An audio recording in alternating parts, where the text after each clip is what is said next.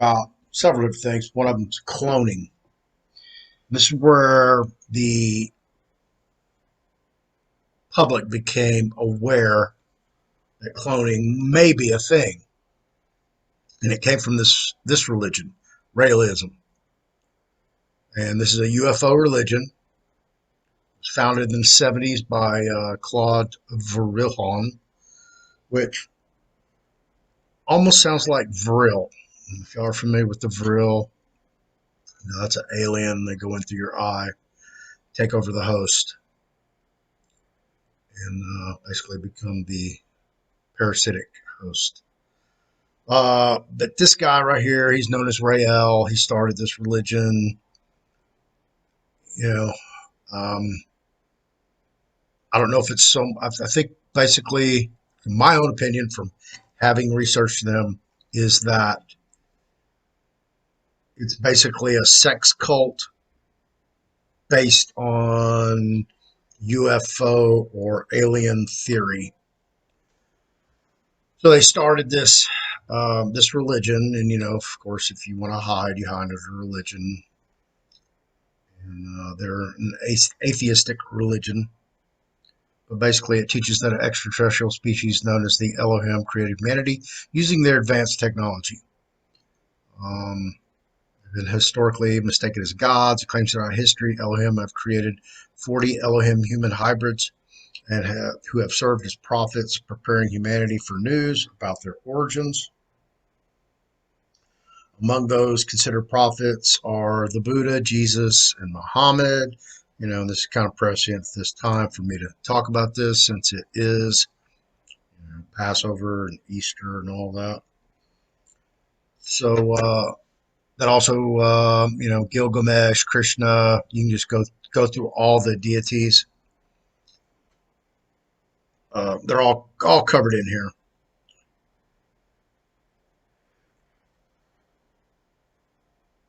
So basically, Rael considers him the 40th and final prophet.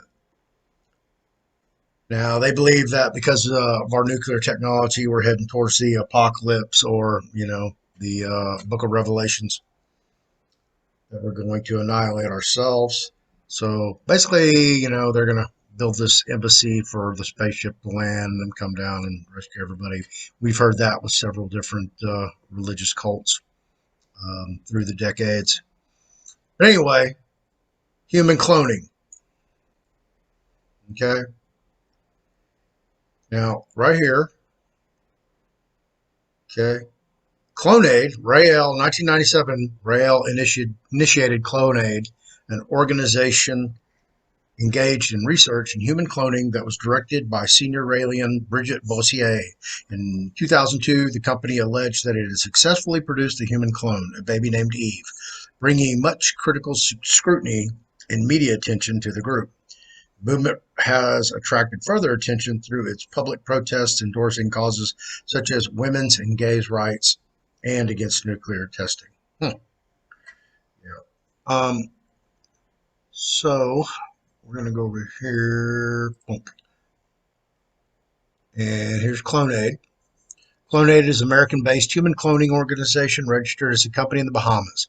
Founded in 1997, it has philosophical ties with the UFO religion Raelism, which sees cloning as the final step in achieving immortality. On December 27th, 2002, Clonaid's chief executive, Bridget Bossier, claimed that a baby clone named Eve was born. Media coverage of the claim sparked serious criticism and ethical debate that lasted more than a year. Florida attorney Bernard Siegel tried to appoint a special guardian for Eve and threatened to sue Clonaid because he was afraid that the child might be treated like a lab rat. Siegel, who heard the company's actual name was not Clonaid, decided that the Clonaid project was a sham. Bioethicist Clara Alto condemned Clonaid for premature human experimentation and noted the high incidence of malformations and thousands of fetal deaths in animal cloning. This basically goes on, who founded the company, December 19th, 1998, a New Scientist article said the cost of Clonade cloning services would be $200,000, much lower than the $2.3 million that researchers at Texas A&M University plan to use for cloning a dog named Missy. Yeah, this stuff's happening everywhere, folks. They are.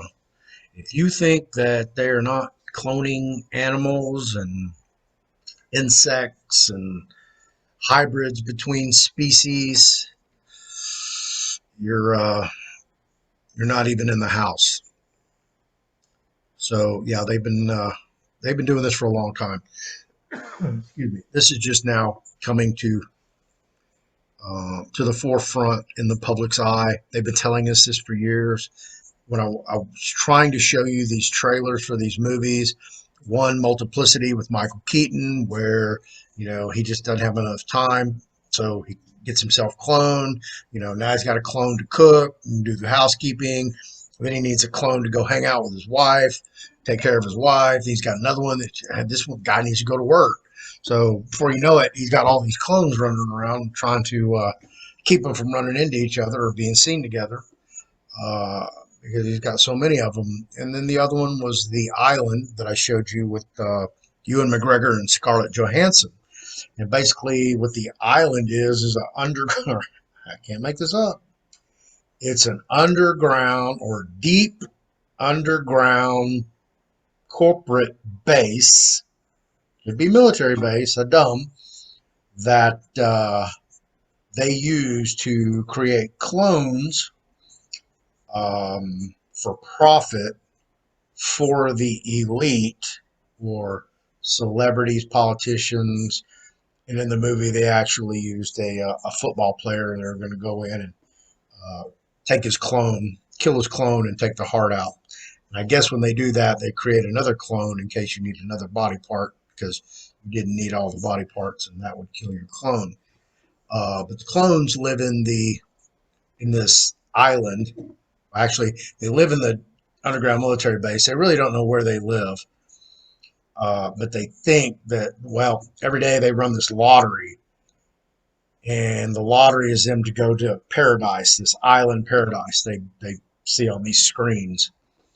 And what they don't know is that when they win the lottery, they get to go to surgery and get something taken out of them and put in their host that paid for them to be created.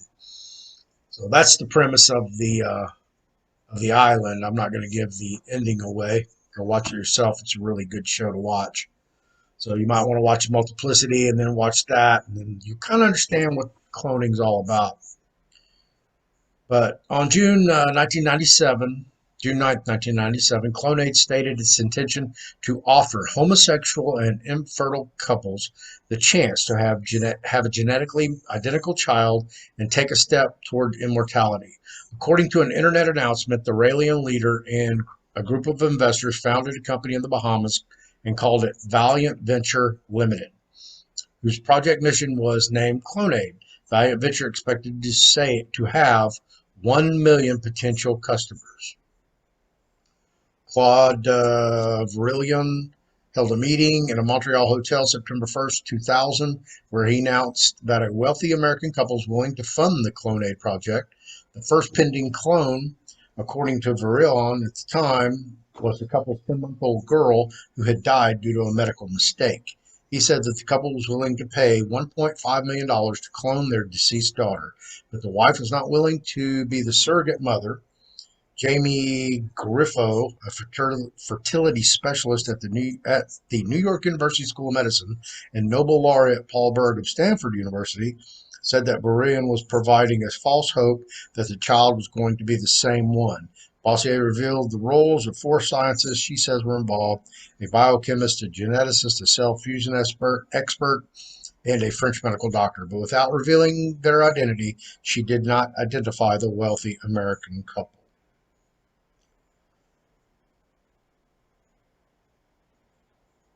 And I'm reading y'all's chats.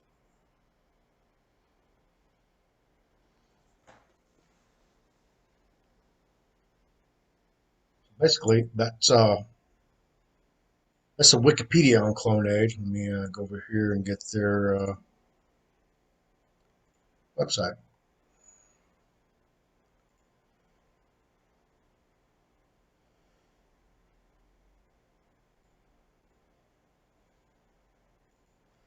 And this is the website for Clonaid. These are the services they provide, history, products, and contact. There we go.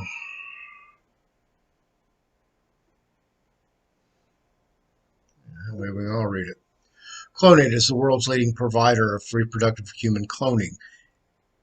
Eve, the first clone baby, was born on December 26, 2002, thanks to our team of highly skilled scientists. Since then, we've been able to help a number of patients have their own children through our cloning technology.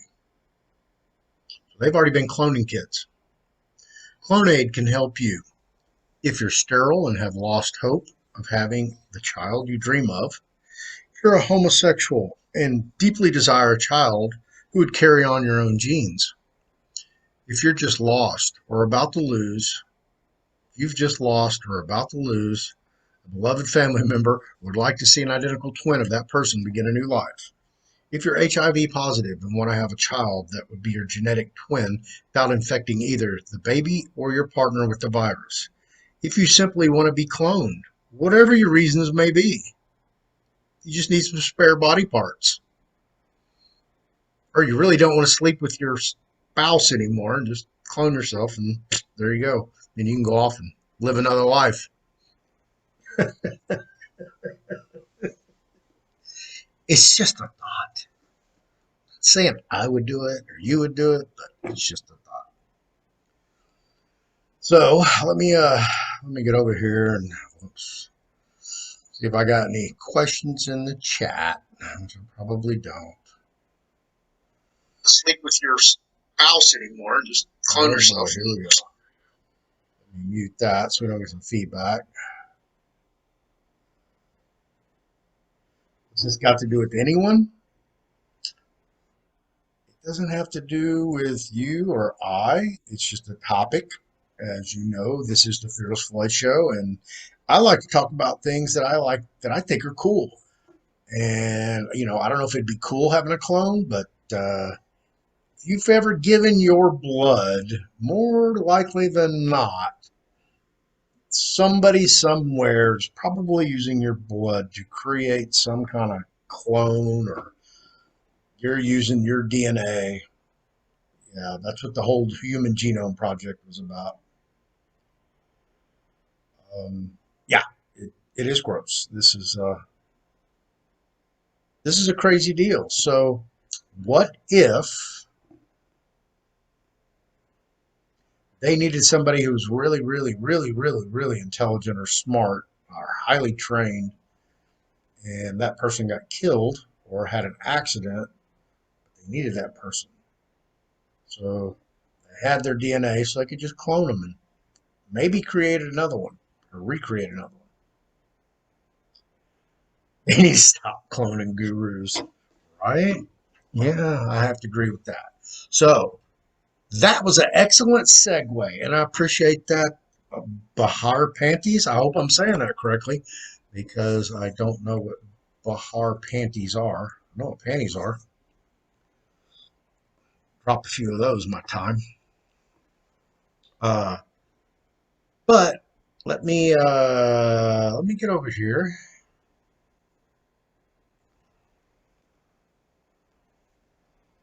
And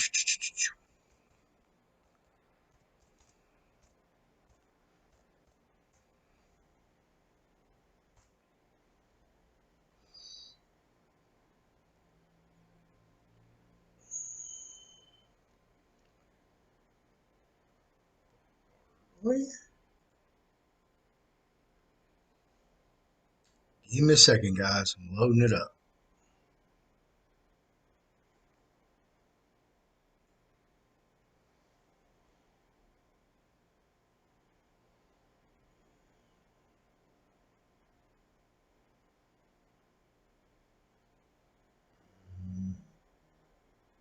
I don't think this could be the same guy. Probably could, but I'm not going to do that. Check my messages.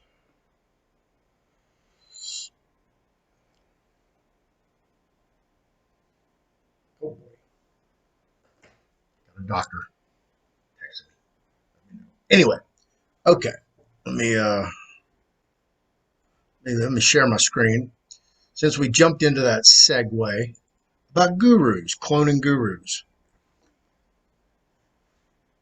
And most of you guys who follow me, of course, I'm on this pathway to the private side.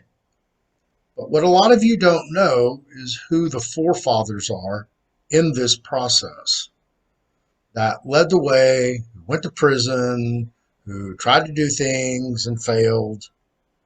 Some succeeded, but a lot of you guys are going to recognize this name, Barton Butts. And of course, you can see right here, USA versus Barton Butts. The Sovereigns, leaders of the movement. This is, of course, from the Southern Poverty Law Center. Just like I tell you, this organization right here will beat a sovereign to death. So let's just see what they've got to say. And take my own word for it that they are in it for themselves. They're not in it to win it for the poverty stricken, because I've written them multiple times for myself and for other people trying to get assistance, because it's a Southern Poverty Law Center. Help me out, will you? No. So basically, the leadership of the sovereign citizens movement is populated with men who market a variety of schemes to avoid taxes, eliminate debts, and extract money from the government. I wonder who called themselves a sovereign citizen in court on the record and is marketing a variety of schemes to avoid taxes, eliminate debts, and extract money from the government. I won't mention any names because you guys already know who I'm talking about. I don't know. I'm pretty sure I heard him say I'm pretty sure I heard him in a video say, I took some gold down there and I'm paraphrasing. I took some gold down there and paid them in gold for my taxes on my property. Well, I just went there a couple days ago. Guess what? It's unpaid. So, Mr. Sovereign Citizen, leadership of the sovereign citizens movement is populated with men. Well, we already went through that. Many of these leaders specialize in a so-called redemption scam, a bizarre technique that supposedly allows participants to tap into huge amounts of cash that the government is thought to keep in their name. What follows are short profiles of a dozen of these leaders. Their leaders' websites are listed under their names. Barton Albert Butts. Okay. Now, let me tell you a little bit about Mr. Butts here, old Barton. I read across his name in all my literature that I had when I was in prison. So I started looking these people up in the law library. Under table of cases. Well, let's see if these guys ever been convicted and did some appeals. Well, guess what I found? Mr. Butts. So I read his whole case. I was like, holy shit, what is this guy doing? What did he do wrong? What did he do right? So the only way you're going to know is you got to go back and you got to read. Now,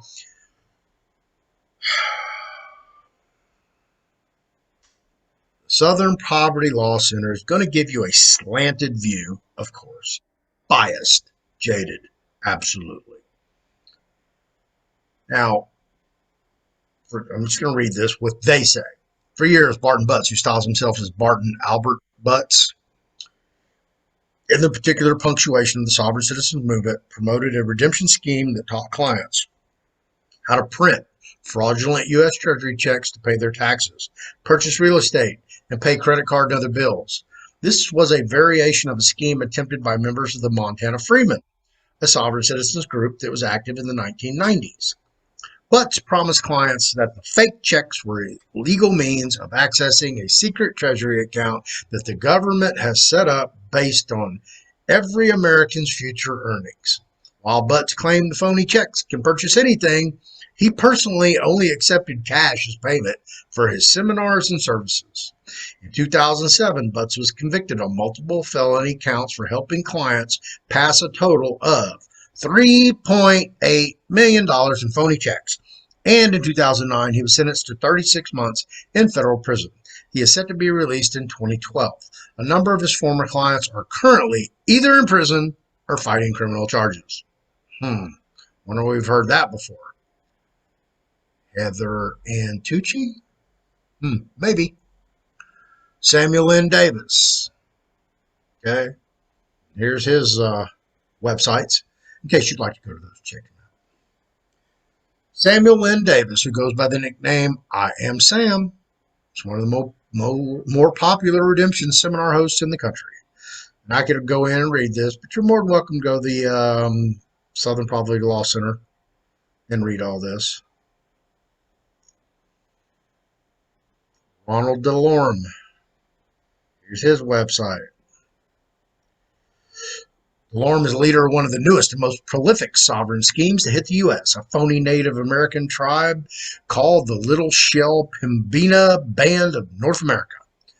DeLorme claims that an enormous land parcel totaling 53 billion acres, mostly in North Dakota, plus portions of South Dakota, Montana, and Manitoba, belong to the sovereign tribe, and anyone who pays the fee can become a member. In effect, the tribe offers one-stop shopping for the modern sovereign. Freedom from taxes, a tribal license plate, a phony law license, even fake malpractice and automobile insurance. The faux tribe also advises members on how to pass counterfeit checks and avoid falling into the jurisdiction of American courts. Rabbi Sean Rice, fugitive co-defendant of Samuel Davis, is a member of this tribe. In 2007, Little Shell subsidiary called Gold Quest was charged with running a $27.9 million Ponzi scheme. The tribe responded by filing a $1.7 trillion lawsuit against the SEC. Nature El Bey, Taj Tariq Bey. Lord Noble's Taj Tariq Bey, real name age unknown, and Nature El Bey, formerly known as Lee S. Crudup, are two of the leaders of a radically growing black nationalist religious movement called Moorish Science Temple of America, part of the larger and expanding phenomenon of black sovereign groups. The group considers itself sovereign in that it counsels followers to pay taxes to the temple rather than the IRS. Like other sovereigns, members do not carry state-issued driver's license, but instead use temple identification cards. And, when charged with crimes, consider themselves to be outside the jurisdiction of any federal, state, or local court. The group markets itself primarily through booklets and videos posted on YouTube, and its sovereign schemes have been spreading rapidly in the last 2 or 3 years to the nation's urban neighborhoods and prison system. Roger Elvick. And he goes back with Barton Butts, Gene Blaine Keating. I can keep going, but I'm going to. In the 1980s, Roger Elvick was the first promoter to effectively distribute a redemption scheme to an eager and desperate audience of Midwest farmers. He is generally acknowledged as the founding father of the modern redemption movement. While phony Federal Reserve checks and similar programs have been used earlier by far-right promoters Tupper Saucy and Conrad LeBeau, Elvick and the late white supremacist leader William Potter Gale were the first to dress up the scam with the legalistic terminology that now characterizes the sovereign citizens movement and sovereign redemption techniques. As a result of issuing such checks, Elvick spent 7 years in the 1990s in federal prison, where he further fleshed out his scheme. In 2003, he was arrested again by the state of Ohio and charged with forgery, extortion, and corruption. The judge found him mentally unfit to stand trial, and he spent several months in a psychiatric institution before pleading guilty to the state charge. Elvick was released from prison in September 2007. Kurt F. Johnson, Dale Scott Heineman, Union City, California, The Dorian Group, blogspot.com. In just a few short years, Kurt Johnson and Dale Scott Heineman grew a tiny redemption-based debt elimination practice into the largest mortgage elimination firm in the country, the Dorian Group, with thousands of clients in at least 35 states. They promised followers who were about to lose their homes to foreclosure that they could own their home free and clear by simply transferring the property to a trust controlled by the Dorian Group. Dorian would then file a fake grant deed with the county recorder, and in short time, when it appeared in the record that the home was debt-free, the client would apply for a new loan and split the proceeds with the promoters. Johnson and Hyman and 4 other salespeople in their thriving company were convicted on multiple felony counts in 2007. Johnson is currently serving a 25-year sentence in federal prison, while Heineman is serving 21 years. David Wynn Miller, our Parsi syntax guru. A former tool and die maker, the man who writes his name, David Wynn Miller, with colons and hyphens and more colons, or as he amusingly says it verbally, David-Wynn Miller, came up with his, quote, truth language, unquote, scheme as a result of a frustrating court experience in 1988 when he was going through a divorce. In short, all truth language sentences used in court filings must begin with the preposition, quote, for, unquote, contain at least 13 words and use more nouns than verbs to be effective. He has claimed that only nouns have legal authority. David Wynn Miller considers himself a plenipotentiary judge in the United States of the world. In the Unity States of the world, and has named himself as the King of Hawaii, a feat he claims he accomplished when he converted Hawaii into a verb. Needless to say, Miller's clients have fared poorly in both civil and criminal courts, and at least one client has been required to undergo psychiatric evaluation. Miller is one of the few sovereign gurus that can say he has clients in 4 different countries currently serving prison sentences. Despite these failures, Miller's exotic punctuation scheme is rapidly growing. The eponymous Winston Shrout. Winston Shrout offers a popular 7-part series of seminars and sells several books and DVDs through his website. His materials focus on the commercial process, instructing clients in the use of the IRS Form 1099 OID to solve all their tax and debt problems. Despite his alleged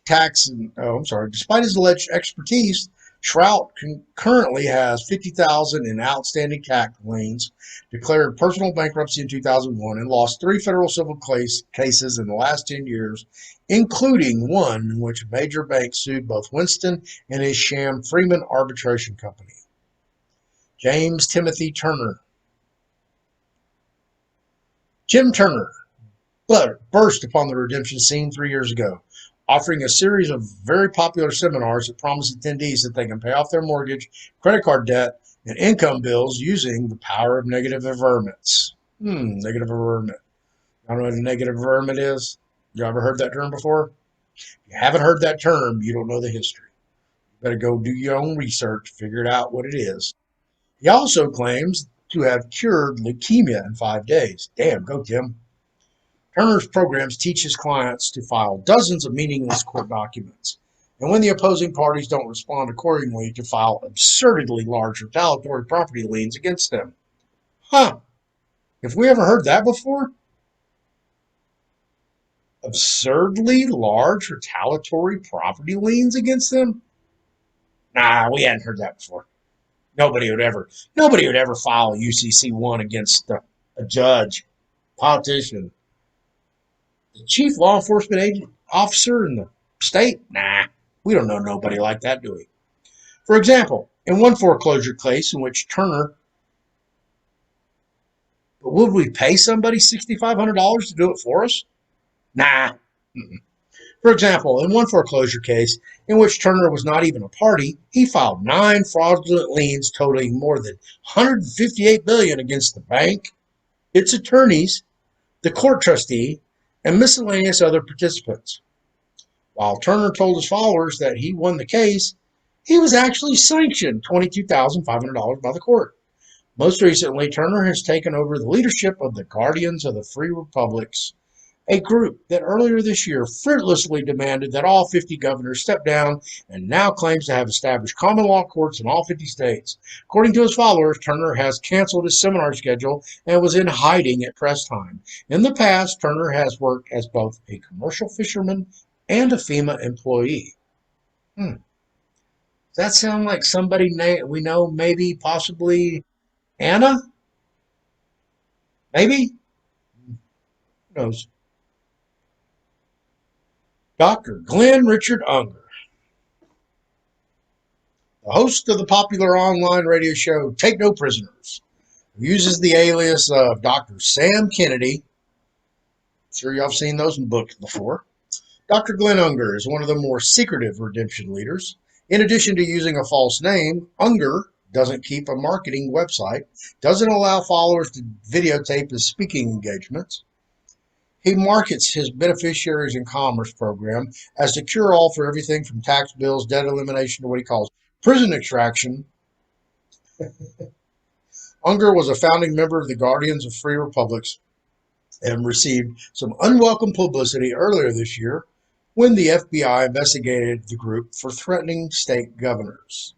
In a recent coup by fellow sovereign Tim Turner, Unger was pushed out of the Guardians group. Despite his stealth, the IRS found Unger and hit him with a $116,000 federal tax lien last September. Furthermore, at least 3 of Unger's clients have gone to prison as a result of following his program.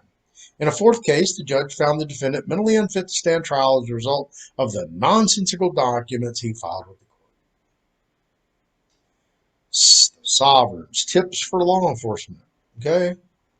Now, Southern Poverty Law Center created a video, and they sent it to not their local law enforcement agency, not their state law enforcement agency, not just the United States law enforcement agency. They sent it to every law enforcement agency in the goddamn world. They did. Yes. These guys. Southern Poverty Law Center. Okay. Now, this is from 2010, so we've got another 12 years. So, eventually, there's going to be another name right here. A couple of them, actually. And I'm not going to divulge who those names are going to be. I'm sure you can guess on your own. So, let me go back over here. Tell you what. I'm going to stop share. Let's go see if we have any questions. I'm sure y'all are over there commenting like crazy. And I'm not paying attention.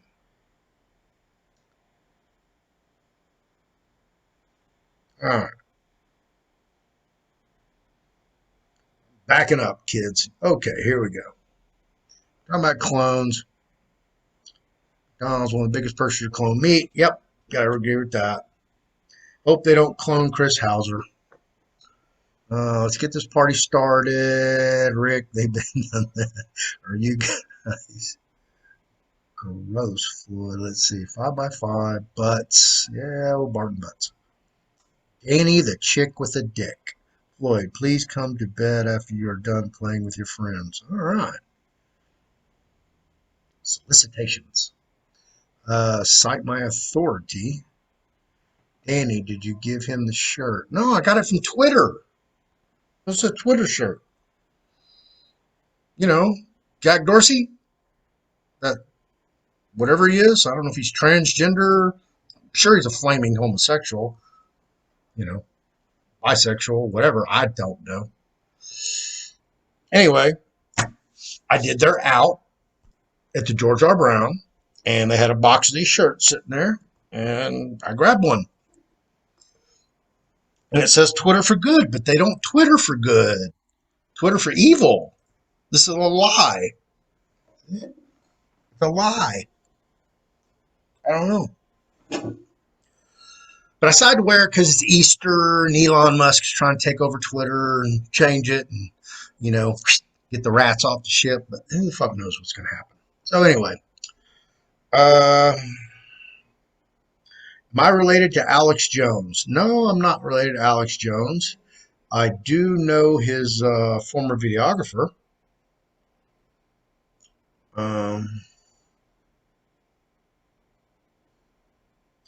Some things never change, right? They're going to jail to bunk with Danny. Y'all don't pick on Danny.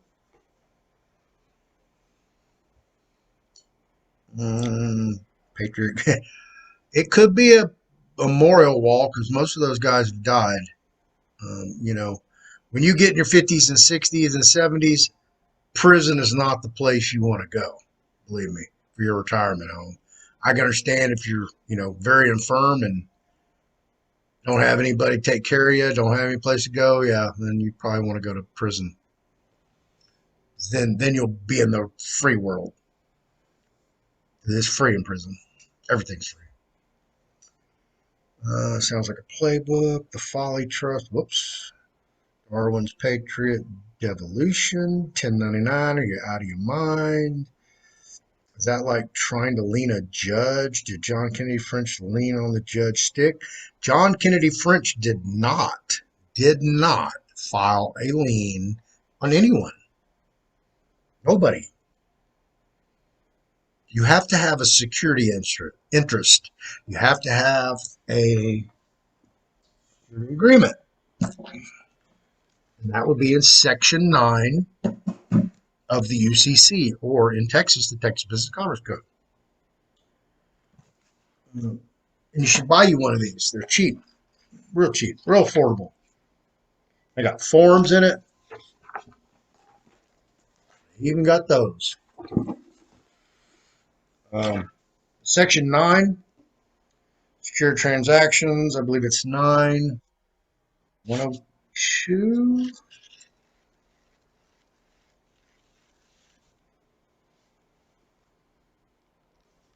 Yeah. Definitions.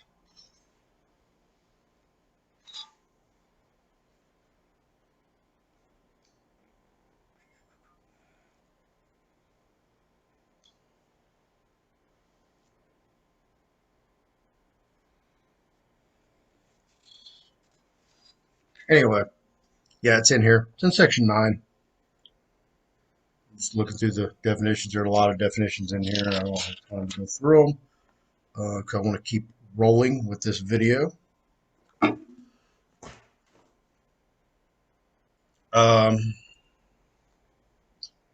So John has not filed any liens. Matter of fact, John was at my residence for several days. He went to take care of some business at another jurisdiction, and we'll be back here tomorrow.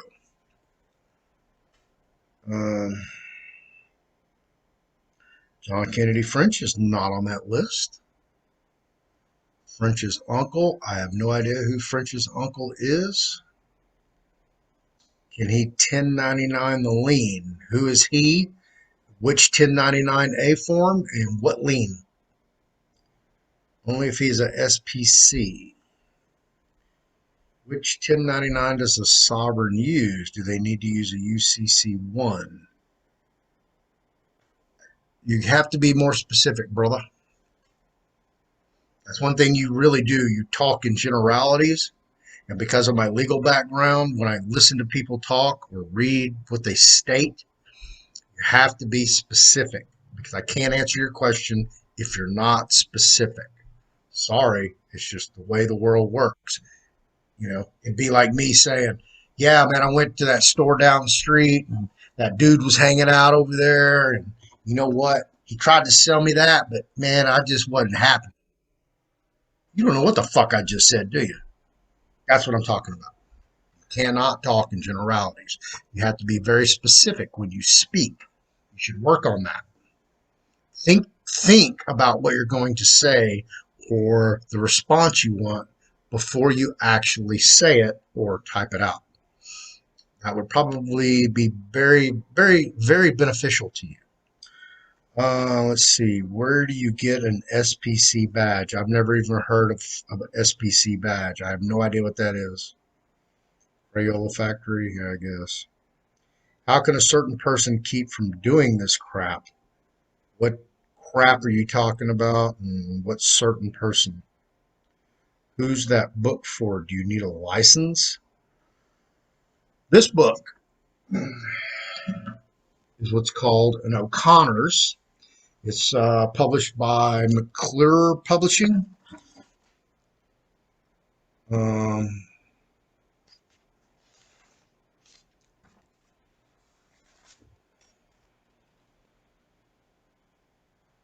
yeah, McClure Publishing, and they used to be about 4 miles from where I live right now in Houston. However, they have moved. They're now in East Houston, and O'Connor is a former Houston Court of Appeals judge. I believe she was in the 14th Court of Appeals. And I believe she wrote like the first couple books. They used to have her bio in the book. I don't think they do anymore.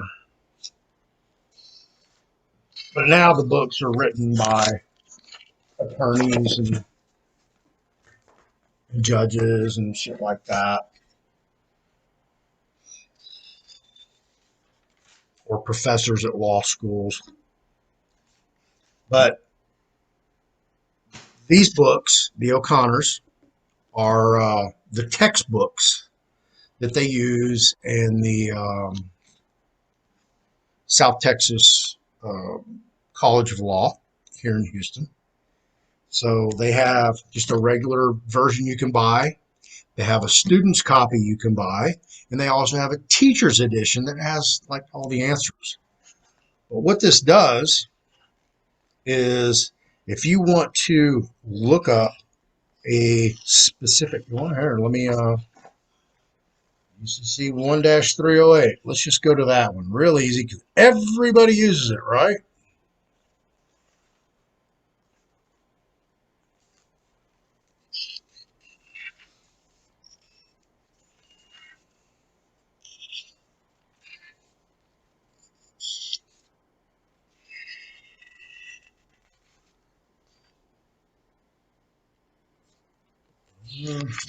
Two.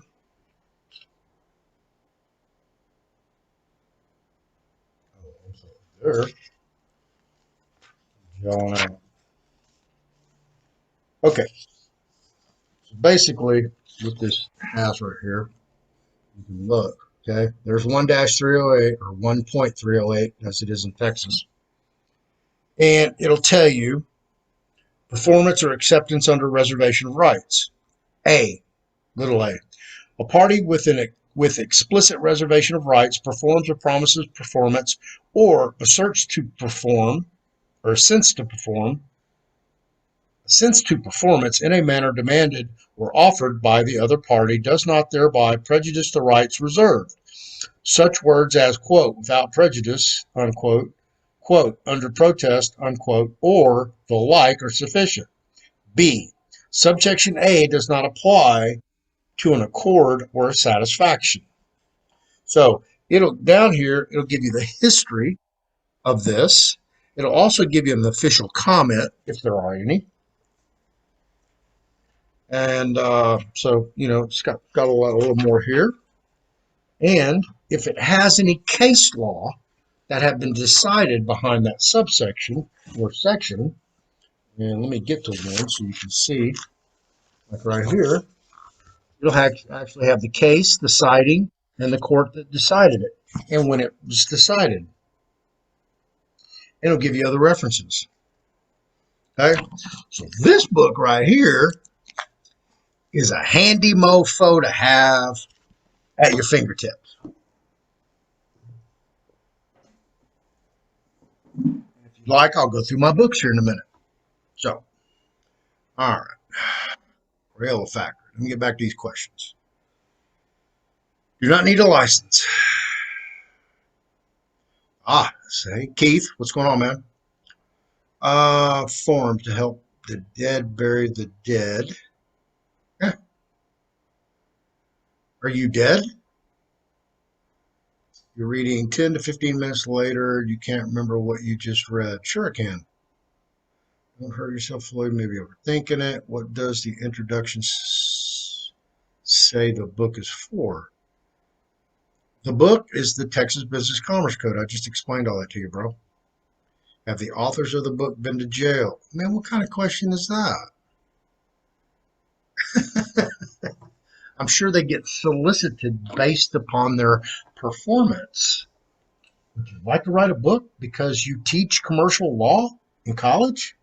Probably. I don't know where they teach. I'm not even going to go in there, but that's probably how it works. I'm a true patriot. Nope, I do not charge a penny for anything. You don't get. Come on, bro. You're killing me. People who ask me for forms, give them to them for free. Templates, give them to them for free. Uh, People ask me to do motions, do it for free. Just did a writ of mandamus for free. Why? Because I like to win. Let's see. Is there a pledgery party to bring forward to apply any forms from that book? I assume you're talking about the Texas Business Commerce Code. There's all kind of forms in it. This is actually the code plus, and the plus references that it does have forms that you can use in the commercial realm, whatever that looks like. I'm not going to dig into it. Each corporation of the business association selected statutes. Right? Danny sneaking up on you, Floyd. Watch out. I'm not worried about Danny. You guys act like I've never been around some homosexuals. Okay? Uh, Here, I'm gonna show you who I live with. Okay? And this is gonna fuck your world up. So let me all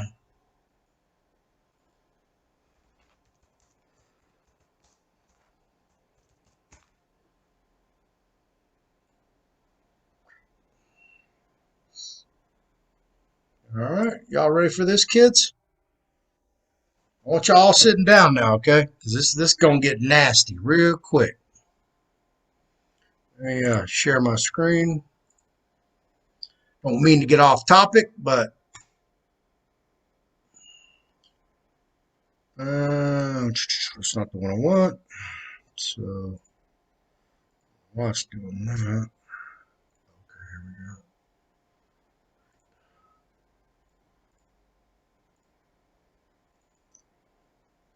All right, gentlemen and ladies, let me introduce you to the late David Owen Brooks.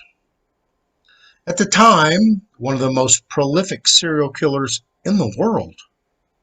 Definitely in the state of Texas. Absolutely in the city of Houston. Right down the road in the Heights.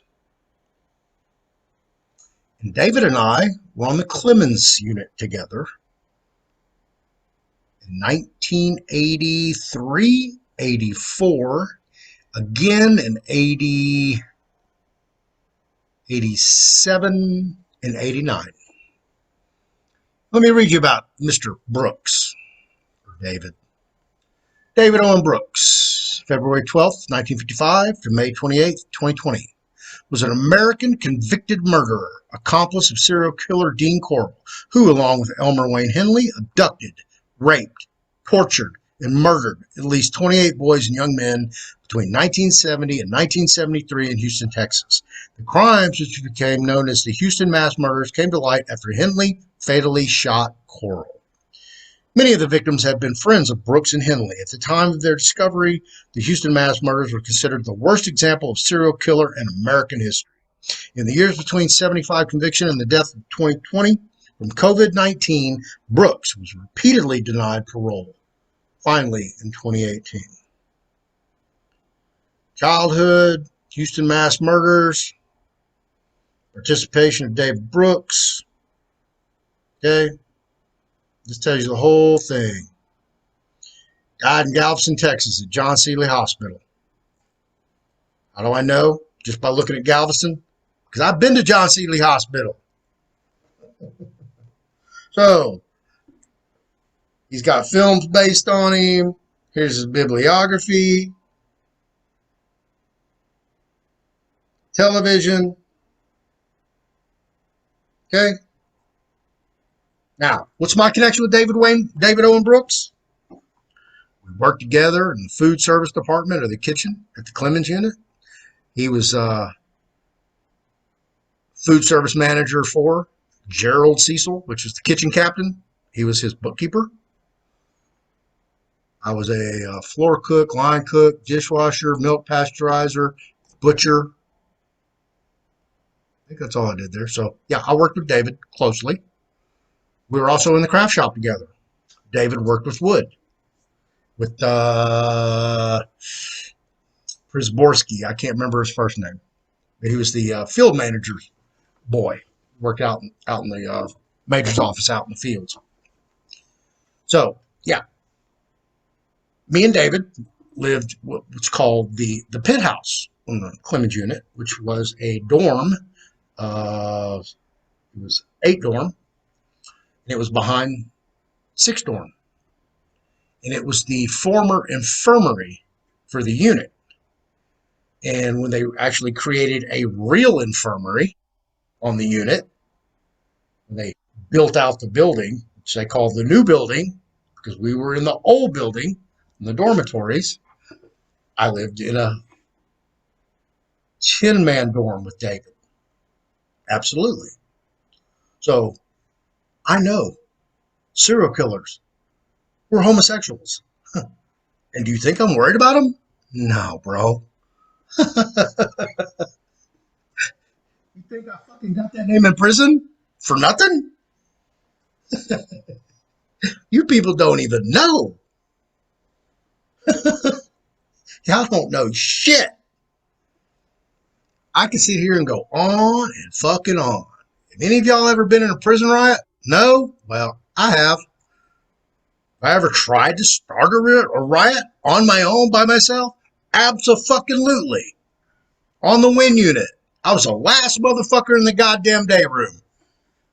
Like, all you motherfuckers just went in the house and left me out here by myself? Man, fuck all you motherfuckers. Yeah. Yeah, that's how I got the name Fearless Floyd. By doing crazy ass shit like that. So, this is just a little iota of the people I know.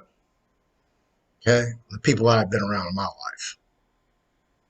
I'll break you off a little more about me. There's only been 3 streets in the city of Houston ever to be closed down for criminal activity by the Houston Police Department. 3. Link Valley, I live there. Glenmont, I live there. DeSoto, I live there. I live there on the only 3 streets in the city of Houston never be closed down for crime, criminal activity by the Houston Police Department. The only way you could get in was to show your ID, and your ID had to have your address on it. All right, bro? Yeah. I can go on and on and on and on. I don't have to prove my bona fides, okay? So if you want to call me out on my own show in the chat, you better be careful who you're calling out and what you're calling out, because you don't know a goddamn thing about me. You think you know through this channel, but you don't know jack shit, okay? You don't know a motherfucking thing.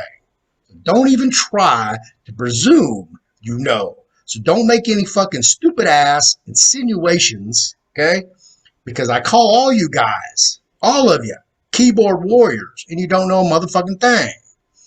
Anytime any one of y'all want, and this is for anybody in the world, bring your gloves, bring your mouthpiece. You can meet me at the LA Fitness about 200 yards from my house. and we can get in there on the hardwoods. We can do some 3-minute rounds and have fun. That's how I roll. Okay? I go in there and beat the bag all the time, especially when I get pissed off. Hell yeah. I ain't tripping, bro. I've been beat up before plenty of times. But that's part of the game. You ain't willing to get beat up, you ain't gonna win. So yeah, bro.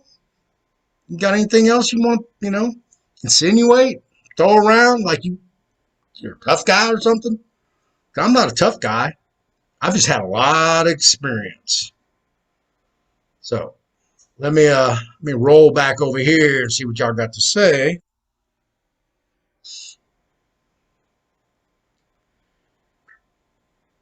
All right.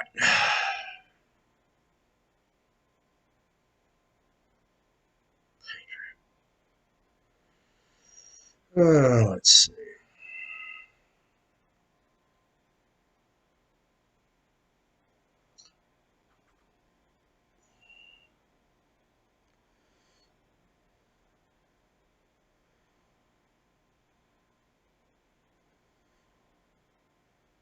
Old gay prison war stories. Bro.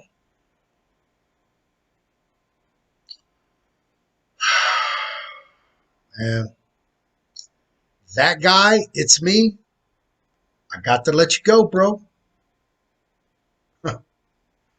Okay? I'm going to let you go. I'm going to block you from everything. My Telegram, all the way around. You just put your own foot up your own ass. If you want back in to my clique, and let me tell you, I'm very fucking close to rolling on the private side, bro. And you really fucked up. So it ain't about old prison gay stories, okay? So apparently you got a homosexual issue that you probably should get addressed with some therapy. Now, if you want back in, LA Fitness, pick a time, email me, the Fearless Floyd Show at yahoo.com. Pick a time, pick a date, Houston, Texas. I'll fucking put it on YouTube Live. And you and I can go. We can go fucking 8 3-minute rounds if you want. Okay? And if you walk out of there, if I don't knock your ass out, like I've done before, I'll let you back in. Okay? So, have a nice Easter, bro.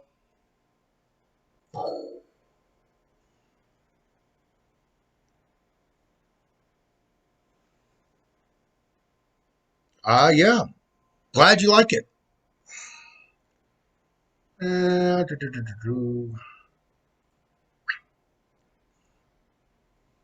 So, my Telegram is the Fearless Floyd Show.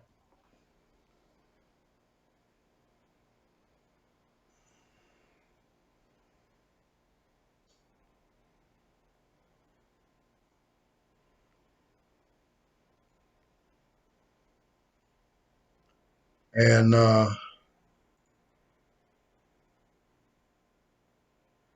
I really apologize for that because I hate trolls and I hate people who, just they have nothing better to do with their lives than fuck with people.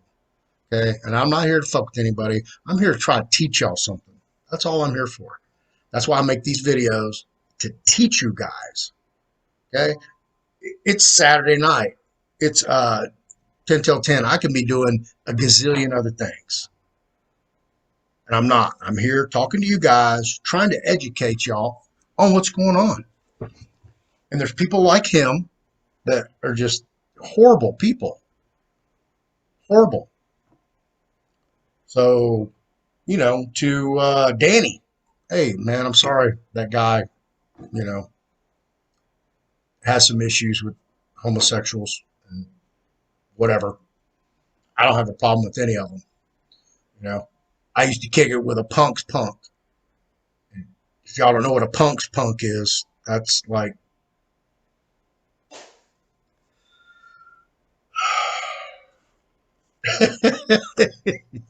Never mind. So, can we get back to where we were before we were so rudely interrupted by that guy, it's me, whoever the hell that is. I don't understand why. First you're hiding behind a pseudonym, an alias. Can't even come out with your own name. So, we kind of went through that. Um,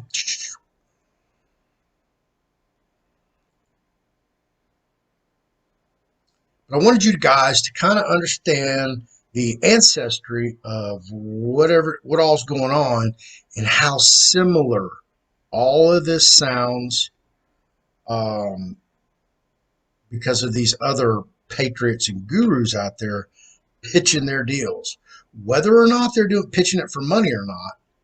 But you have to stop and ask yourself a question: what is their motivational goal? Why are they doing it? What's the payoff for them? For me, it's because my ass was stuck in prison trying to get out, and I didn't have anybody to show me the way out to do all this. Like you see, I just showed you these guys. Nobody wants to act in honor. You can cite all this, commercial code you want, and if the opposing party doesn't understand what you're talking about, they're going to put you in a psych ward. They're going to think you're freaking crazy, and that's what I've just, repeatedly showed you.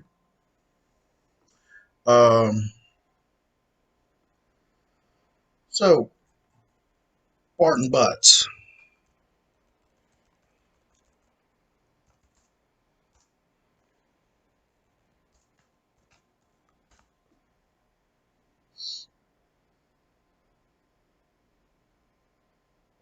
Apparently, old Barton's still alive. He's in Payson, Arizona. I want his phone number. I can give it to you.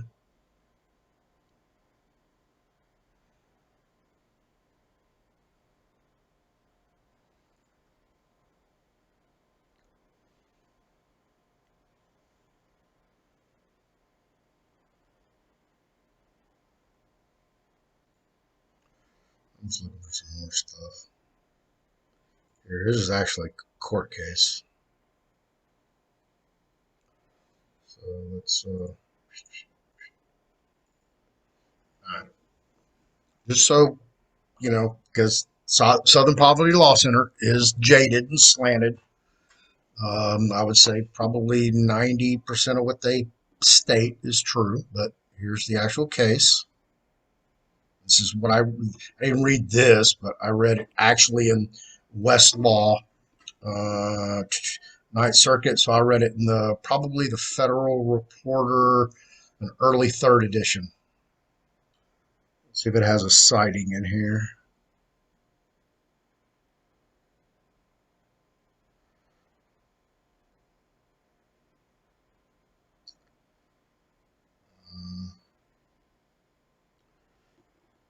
It's not.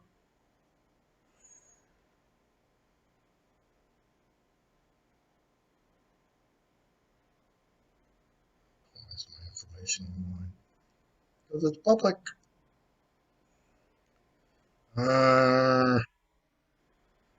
Probably not going to let me in here because it's Pacer. I don't know if I used to have a Pacer account.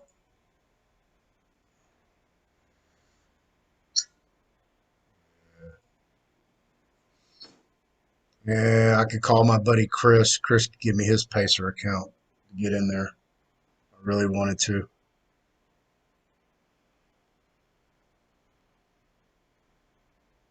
One of the guys I was locked up with on the Wynn unit, who, God, man, we did legal work together, I don't know, 8, 9 years. He got out right before me after doing 25 flat.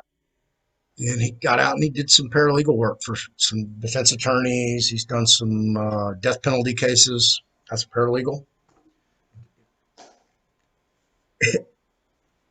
And you know what? He's a little skitsy, because he did so much time.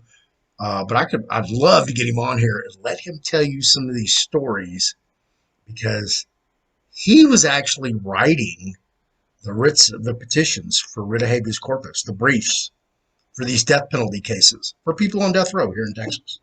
For these attorneys, the attorneys were paying him to do it. Absolutely, 100%. Yeah, recently. Yeah, I mean, you guys just don't know. So let me get back to these questions. This is why I tell you guys there's nothing I haven't done, haven't experienced, or I can't find out the answer. Let's see. Am I a regular once a week or something? I'm going to try to do this every Saturday night if I can, if it's, if I have the availability. I keep a real low profile. I don't do much in public unless it's a concert. I love concerts. Um, but yeah, I try to make as many videos as I can.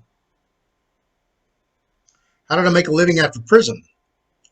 I got out of prison in tax day, say 15th. Oh, 6 years and a day ago. Yeah, 6 years and a day ago with nothing. No car, no money, no property, no house, no job, nothing. And thankfully, one of the guys I grew up with had a construction company, and sadly, he's in prison right now. That's a whole nother story. But he had an old construction trailer, kind of like a little bunkhouse trailer sitting on his property that was basically decaying, wasn't hooked up to anything. And I was in what's called a 3/4 and halfway house.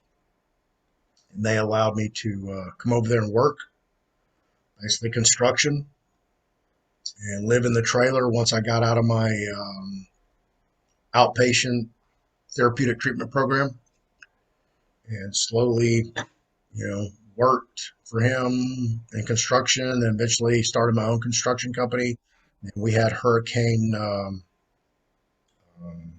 Harvey here locally, and I mean, all you had to do is show up with a hammer, and you're going to make a ton of money. So I started my own company, made a whole bunch of money there, and eventually worked my way up. Bought a Jeep, and I bought a Lexus, totaled that, bought another Lexus, had my own house. You know, that's pretty much what I did when I got out of prison.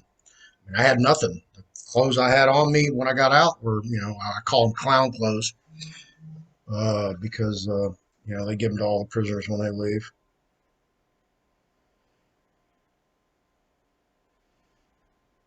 Um, and I didn't have any property. Lost everything. Everything I owned was in storage, and my now ex-wife didn't pay for it, and lost everything. Just like you see in those little auction reality shows where they, pop open the door and it's stuffed full of badass shit and nicely packed boxes, and they go unpack it and, you know, hit the gold mine. Yeah, that's pretty much they hit me. Jewelry, clothes, artwork, antiques, you name it, everything. So yeah, that's where that's what I did. Let's see. Signature's a key. Yep. Signature's your most valuable asset, kids. Without your signature, you're not going to get anything. Let's see. Jump ahead. Do you know if 1099 works in buying a car? Rachel K. It is, to my present day knowledge, that no individual has presented to me enough evidence to show me that they have purchased a vehicle with a 1099A or using 1099 process. And that could be the C along with the 96 or the OID. I just haven't seen it. And I've asked repeatedly.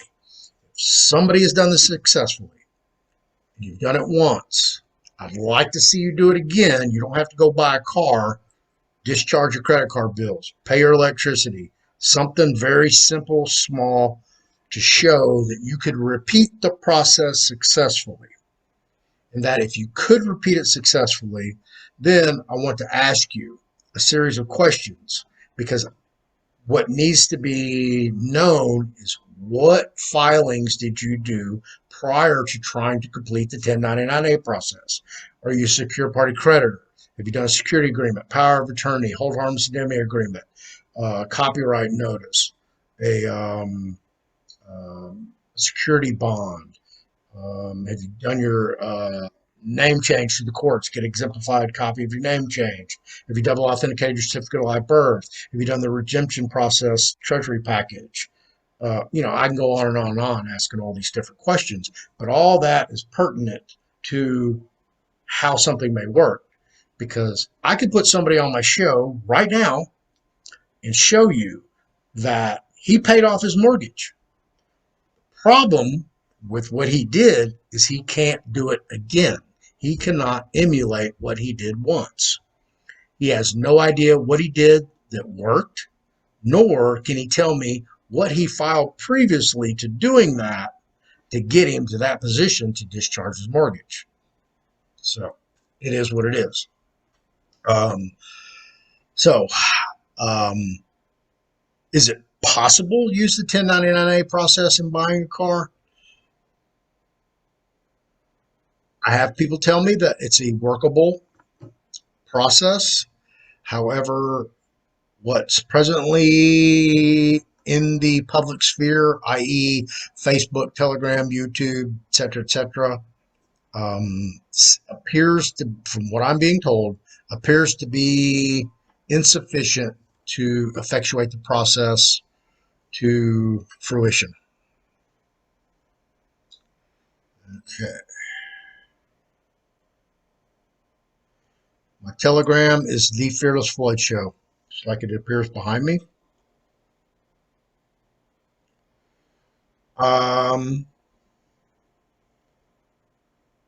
You've heard, Rachel K., you've heard that I might know how the 1099A works. I mean, I had it when I was in prison a decade ago. Same process. I mean, actually, I think I can go back into my Google Drive and pull up the files from one of my previous laptops. And I have the scans in there that I believe are from Patrick Devine's 1099 process. So it's not like this is new. It's been around for a long time, but it's my belief that you can't just, come out of your house without any knowledge, any previous filings, and just take a 1099A down to ABC Chevrolet and walk into the finance manager and go, here, this is what I need you to do, blah, blah, blah, blah, blah. Here, will you watch this video of this guy on YouTube who's going to explain to you what's going on? That's not going to work. So it's my belief that you need to do some filings prior to that to establish your status and standing of who you are. And, you have to, Treasury has to know who you are. They're just not going to let God and everybody come in there and do these 1099As and fund all these, deals. And I'm going to tell you why. Because with great knowledge and great wealth come great responsibility. If you're not responsible to handle the wealth or the knowledge, they're not going to let you succeed. They're going to lock you up. That's why you see all these gurus getting locked up, because they're out there trying to teach people this process. And the problem with that is these people don't want to learn. Everybody wants a freaking shortcut. Nobody wants to do the work. Nobody wants to buy the books and read the books. And it's, they're cheap. Texas Business Commerce Code, the O'Connors, I think I paid $8 for that book. And it's, 2016, 2017. They don't change these laws very often.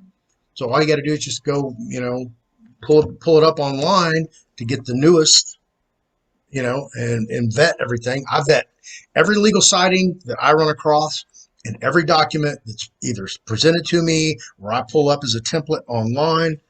I I go vet it, make sure it's cited properly, cited fully, hadn't been done incorrectly. Um, let's see.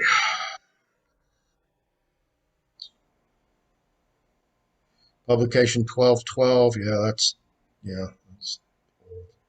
where do I find that? They're talking about the IRS 1212 circular. Just Google it.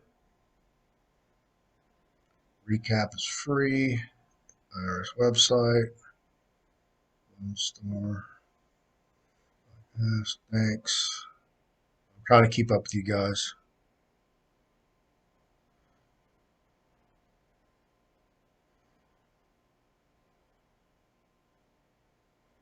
Rachel, 1099s will put you out of your mind.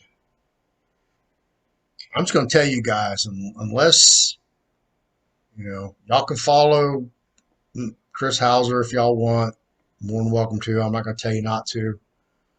For me, Chris Hauser puts up a bunch of red flags. There's a lot of questionable things that he has stated in my mind that just, I don't know if I'd give him $10 to walk down the store and buy a 12-pack of Coca-Colas. I don't know if I'd get the $12 in change and the Cokes back. So I don't get it. How do you use it?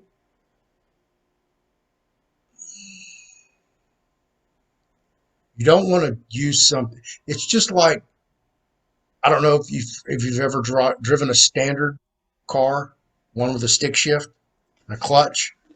Okay, if you've never driven one, I wouldn't give you the keys to go drive it. So basically, that's what I'm trying to tell you now. If you don't know how to drive or operate a 1099 process or know anything about the 1099s, don't even attempt it. Educate yourself first. You want to master it before you attempt any of this. Because believe me, you will get a knock on your door. I've gotten knocks on my door, and I've had to deal with the U.S. Postal Inspector about some mail stuff. And it was my fault. I fucked up. I admit it. I accept responsibility. So, yeah, they will come knock on your door. Absolutely. They actually called me too. And that's not the knock on your door you want. When you want the knock on the door, you want to come in, sit down, and vet you that you know exactly what you're talking about, you know your status and standing, that you can handle your own affairs, and that you have the responsibility to have that wealth and knowledge because they're going to give it to you and they're going to let you run with it. And if you go out there and blabber, blabber, blabber, and go to Ferrari of Houston and buy every Ferrari they've got on the lot and give them to all your friends, and now your friends are running around town with $500,000 Ferraris with no insurance and crashing them into things and speeding, they're going to come cut your head off. Let's see. I don't get it how you say it. That's the point. You shouldn't use it unless you read publication 1212 fully understand it. Yeah, agree with that. 1099s can cause a lot of harm, especially if you're not authorized to apply them. Yep. A walkthrough would be nice. 1099 only for sureties. Pleasuries, storage wars. Yeah, storage wars. Ugh. It's hard for me to even watch that show. Farms are for borrowers and lenders. These farms are known as the Battle of the Forms. Come out of her. Who are some of your people you look up to, if you don't mind me asking? You're asking me for mentors. I really don't have mentors per se. I'm guilty of paying a guru patriot to do the process for me or to do a certain process for me. And that didn't work out. And I saw red flags at the very beginning, but I relied on somebody that I was doing this process with. Uh, their word. They're like, oh no, don't worry about that. I'm telling you, this is golden. They're gonna get us there to the pot of gold at the end of the rainbow, and that's not what happened. So I'm guilty of that. There's another guru coming to town May next month, who usually comes here quarterly, 4 times a year, out here in Katy, Texas. I won't mention the hotel. It charges us $1,500 for a seminar.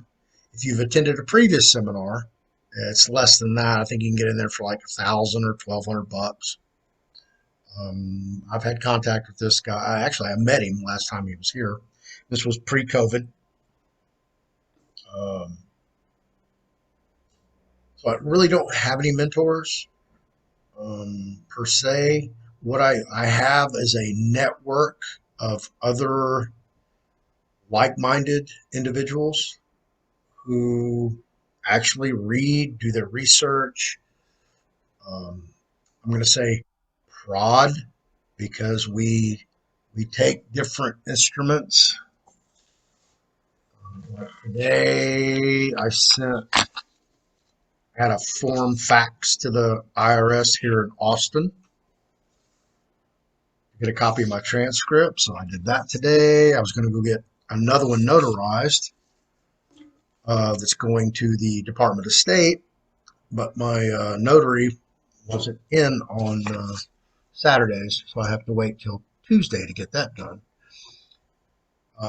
So we get things and then we shoot them off to these different departments, agencies, bureaus, whatever in the government, prodding, using their terminology, their forms to see where it's going to go.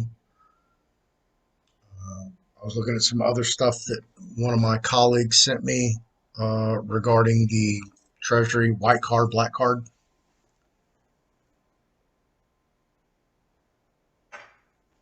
And that's another whole nother process. It just depends on what your motivational goals are. Everybody has different goals. They're in this for their own reasons. I can't express to you what their reasons may be. So I really don't have mentors because, like this one I just mentioned in Katy, his processes uses the TWIA, which is the Trading with Enemy Act. Basically, that's when you notify the United States government because they're a foreign enemy to us, and you surrender to them, and then you basically do like a treaty, and then you're able to operate in commerce without interference from the government and access to your trust, allegedly. And he has a whole book he publishes. I've seen the book. One of them, he apparently comes out with a new one every time he does a seminar or yearly, annually. Um, that's a very intensive, costly process because you have to send like every agency and department and bureau in the federal government a copy, and it's like I don't know, I think it's over 100 pages per package. So just getting all that organized, sending it all registered mail, keeping up with it, and getting the response or not a response, and then keep going back and forth. Yeah, very labor intensive and costly, and that's not what I'm looking for. Just like Bruce Lee says, the path of least resistance. That's what I'm looking for. So I used to be in a hurry. I used to want to do things fast, quickly, get it done, get it done, get it done, and um, try to do everything I could to get all these different goals. And it's taken me a long time to actually just slow down and just go, whoa, you don't need to do all that right now because it's coming and it's coming.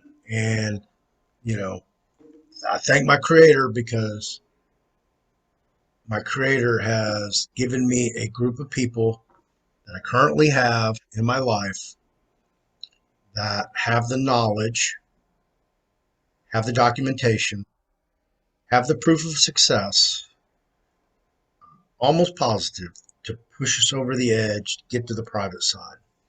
Now, once that happens, I can still have my show, but I'm not going to be able to teach you the things that got me there. Now, are there people who are behind me who have the same information that I currently have and that I'm doing that will be able to continue on? Yeah, absolutely. Will they do a show?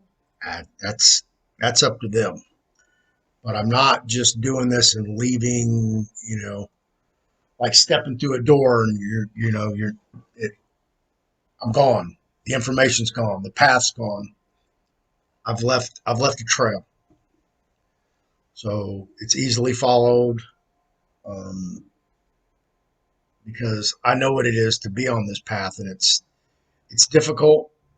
It's hard wading through all the different gurus. They all want, oh, you can buy this package from me for this amount of money. I'll give you consultation for this, this is how much my hourly donation rate is, whatever. I don't have time to teach people individually one on one. Sorry, I won't allow that to take over my life to the point where Chris Hauser is right now. Can't answer his phone, his email's overloaded, Telegram's overloaded. He has to have moderators, administrators. It's just consumed his life. And for what? Is he, is he off parole? No. Oh, doesn't seem like that's an answer. Is he a multimillionaire? No, absolutely not. In fact, he probably doesn't even have $20,000 liquid to pay for a half-ass criminal defense appellate attorney because he had a public defender. He told me every car that he owned, doesn't own anything newer than from the time that he went to prison. I believe it's 2017. It's the newest vehicle he has. So I just, it can consume you. So when it comes to mentors, no, I really don't have any. I really don't want a mentor. I would rather just surround myself with people who are very knowledgeable, very motivated, highly intelligent, and aren't in it for the money. Because when you're going to find the smartest people in this, the ones who really know what they're doing, most of them are like living on the edge. They're not rich. They don't have a lot of money. Most of them are broke. Most of them are penniless. They're living with a relative. They're bouncing around, couch surfing. And the problem is for a lot of them, they come in here to these courts and they're trying to act in honor and stand on their square, and the courts ain't trying to hear it. So now they got all this legal bullshit to deal with. So they get caught up in that. And that really disrupts the flow of their life, doing the process, their money. Some of these people, they're, battling child support. They can't get this stuff recognized, or, whatever that looks at. But yeah, for the most part, most of the knowledgeable people that I've been able to talk to, they don't have a lot of money. Most of them, they just want to spend all day, every day doing this. They don't want a job. And I kind of get that. I used to be like that, where this was all I did during COVID, 24/7. Lived it, breathed it. all over it, to the point where I burnt myself out. And you can do that very easily. You just, you can't take anymore. Get back to the question. So to answer that, no, I don't have mentors.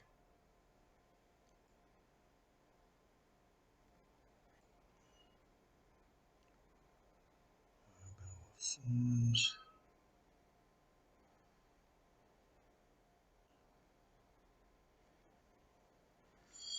1099 process seems to be a lot of growing interest, but you said this has been around for many, many years. Have I tried it? Have I tried it? Absolutely, I've tried it. Absolutely. Tell you what, 1099.com.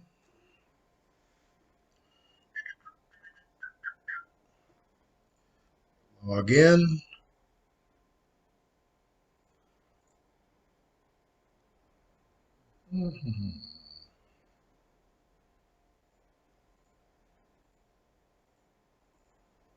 All right. Right here, you can see, welcome, Floyd Pleasant Tarvin the Fourth. I'm logged in. Let's see, manage my phone. It's been a minute since I've been in this portal. And select payor. Floyd Pleasant Tarvin the Fourth Estate. Tax year 2020 I did. Let's try 2020. There we go. I done it? Nope. I have no idea what you're talking about. Never, don't know anything about 1099. Form name 1099A. Alliance Data Systems Incorporated. Allstate Vehicle Property Insurance. Aspire Credit Card. Aspire Credit Card. Bruggen Dental and Plant Center. Centerpoint Energy. That's gas. Comcast. That's Wi-Fi. Comcast. Community Health Choice. That's health insurance. Health insurance. That's electricity. Electricity. Wells Fargo Bank. Wells Fargo Bank. It's one of 14. Okay. Form 1099A, status, accepted, submitted date, 9/27/2021, 8/13/2021, submitted to IRS, submitted to IRS, submitted to IRS, submitted to IRS. Okay. What did I do behind those? I'll show you what I did with the behind those.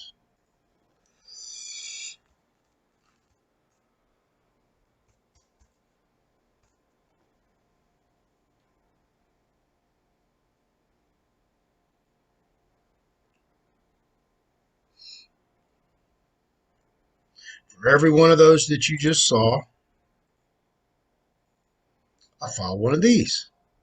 A Form 3949A, Information Referral. This goes to Ogden, Utah, IRS.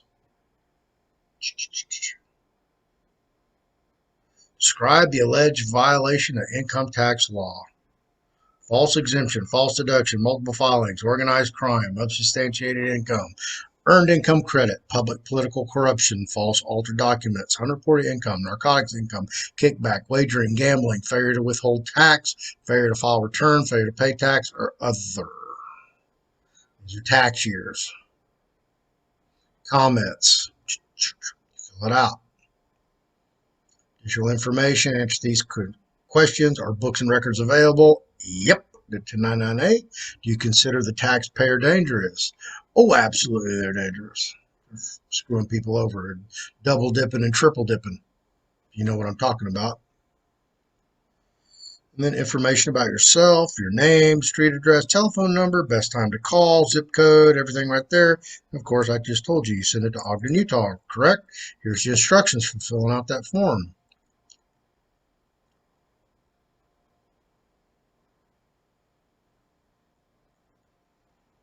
Sent one for every one of them. And guess what? I haven't heard a word. I showed you when I filed them, August and September. And what is it? April? Don't know. Been there, done it. So, yeah. Oops.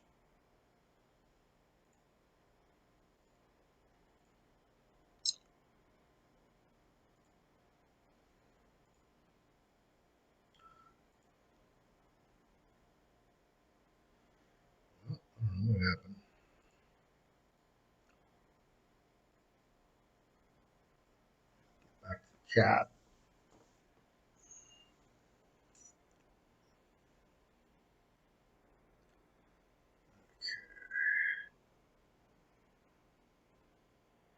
I'm way behind.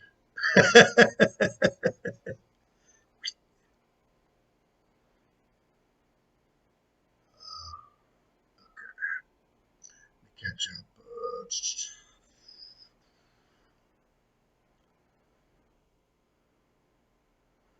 Yeah, problem flinging shit at the wall. See if something sticks. You're right, Keith.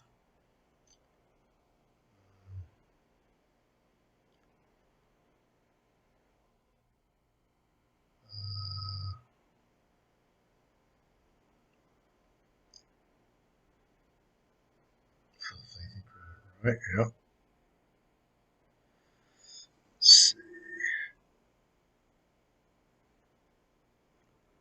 How many gurus do I work with?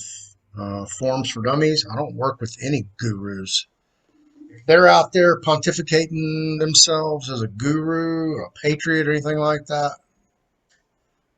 I don't want nothing to do with them. It's actually my purpose is to expose them for what they are. You know, my deal is are they fake? Are they fraudulent? Are they a disinformation agent? Are they an agent for the government? Are they working for the government? Sometimes I can't answer that question, but what I can do is raise questions that are unanswered. That when you have enough of them, you're starting to see a pattern. And when there's a pattern, there's generally something there. And that's how I look at it. And, I did the same thing with Anna von Reitz. I did it with Chris Hauser. I've done it for documents. All you got to do is go back and look up some of my videos. I try to investigate everything I can as thoroughly as I can with the information available. Make a determination. Let me keep going. Is all the information on the form charges? I don't know what that means. Oh yeah, they are charges. Shit, that's the info definition. TWIA, Trade with the Enemy Act. Yeah. Library Code. Rules of Land Warfare, Articles 58. Y'all, El Perro, this guy here, this is Keith Little. He was on a couple days ago. Um, he's one of the knowledgeable people. Low profile. Not gonna see him on here. You know, selling his shit, blowing him, trying to blow himself up. He's not that guy. David Strait. David Strait's a good question. I really don't know what to think about David Strait. One of my colleagues wanted to get in contact with David, so I got David's contact information, sent it to him. Apparently, um, it was the correct information because he got a hold of David Strait. I need to call him and talk to him, find out what. I don't even know why he wanted to talk to David Strait, but thankfully I have the ability to do things like that. And y'all will find this really cool, and y'all can go vet this.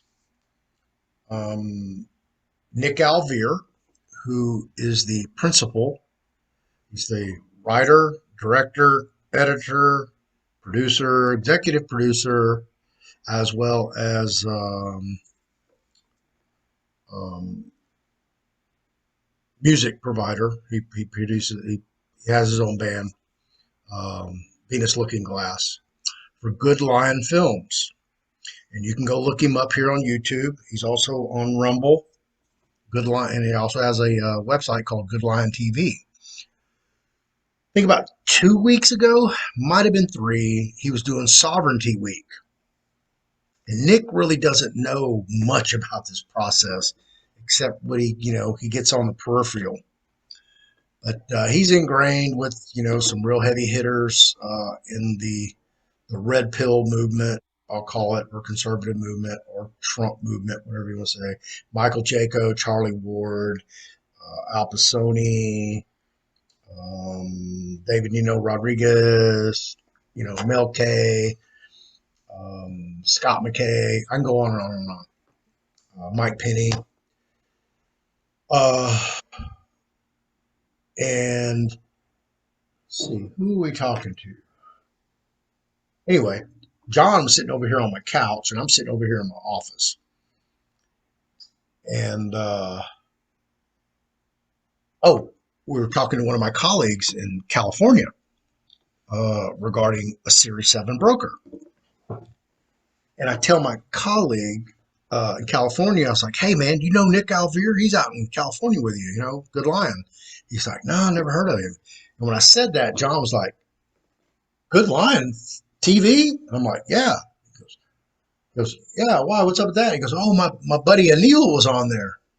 I was like, you know Anil? He's like, yeah, he's like one of the co-founders of Turtle Island Solutions. And I'm like, really? He goes, yeah, he wants to do a documentary about me. I go, Nick does? He goes, yeah. And I go, well, I was on that same episode with him and Anil. We were going in the chat, and Nick actually wanted to put me on a show and interview me that week, but he was so busy.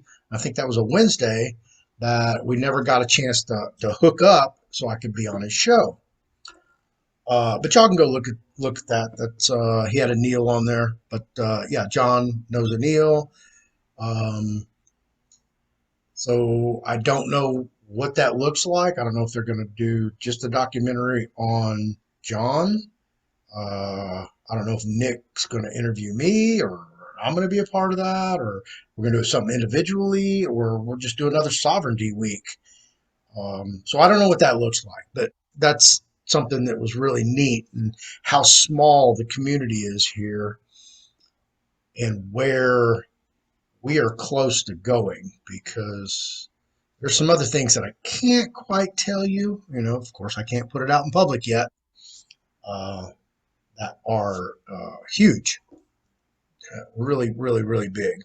And I hope it works out to what I've been told, because once you get in that realm, and I'm not trying to get there, believe me, I don't want to be the guru. I don't want to be the Mr. YouTube.